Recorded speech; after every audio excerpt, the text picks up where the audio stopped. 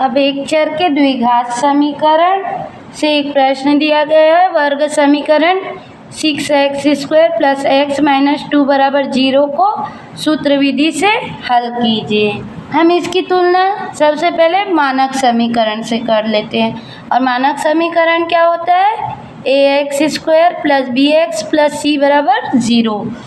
तो समीकरण 6x² + x - 2 = 0 की तुलना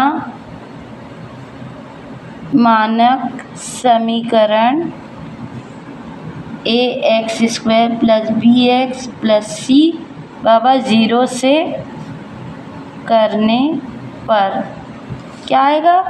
x² का गुणांक क्या है? a। उसी तरह यहाँ क्या है? x² का गुणांक 6। तो a बराबर कितना हो गया? 6। उसी तरह b बराबर क्या हुआ? कुछ नहीं है माने 1।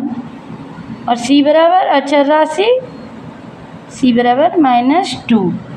ठीक है। अब सूत्र क्या होता है? सूत्र विधि में सूत्र क्या होता है? सूत्र होता है मूल निकालने का x बराबर -b² + -b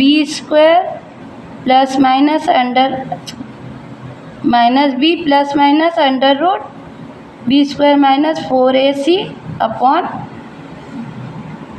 2a, ये सूत्र होता है ना। तो यहाँ सब का मान रखने पर में a b c का मान रखने पर क्या आ जाएगा? x बराबर b माने 1 -1 ± √b² माने 1 का वर्ग -4 × a माने 6 और c -2 / 2a 2 × 6। ठीक। -1 ± √1 का वर्ग मतलब 1 × 1, तो ये आ गया 1। और यहाँ से माइनस और माइनस प्लस, इन सब का गुणा कर देंगे। 6 दूनी 12 और 12 चौक 12 एकम 12, 12 दूनी 24, 12 तिया 36, 12 चौक 48, ये आ गया 48। ठीक है। नीचे क्या आया? 6 दूनी 12। ठीक। तो यहाँ से क्या आ गया? -1 ± √49 / 12। अब 49 किसका वर्ग होता है? अब 2 × 2 किए तो 4, 3 × 3 किए तो 9, 4 × 4 किए तो 4 चौक 16, 5 × 5 किए तो 25 और 6 × 6 किए तो 6 6 36 और 7 × 7 किए तो 7 7 49 आ जाएगा, है ना। तो 7 × 7 लिख सकते हैं ना इसको, -1 ± √7 × 7 लिख सकते हैं बटा 12, या इसको लिख सकते हैं -1 ± √7 का वर्ग, है ना, / 12। अब वर्गमूल का मतलब क्या होता है? 1/2। तो 1/2 इसके नीचे आए 1/2 तो 2 2 कट जाएगा, है ना, और वर्गमूल हट जाएगा। तो ये -1 ± क्या हो जाएगा?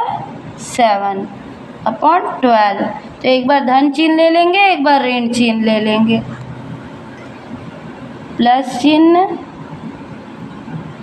लेने पर और यहाँ माइनस चिन्ह लेने पर क्या आएगा?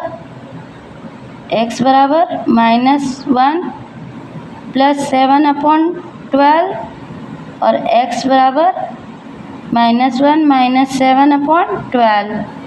तो यहाँ से क्या आ गया हमारा? ये धन संख्या बड़ी है इसलिए धन चिन्ह रहेगा और 7 में से 1 गया, 6/12 और 6 कम 6, 6 दूनी 12। तो यहाँ पर क्या आ गया?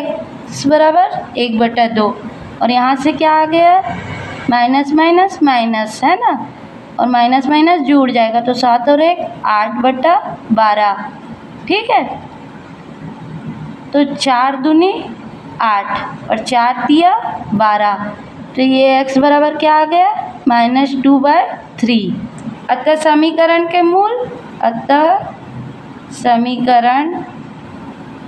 के मूल क्या होंगे, x बराबर 1/2 और x बराबर -2/3 होंगे। और यही क्या है हमारा आंसर।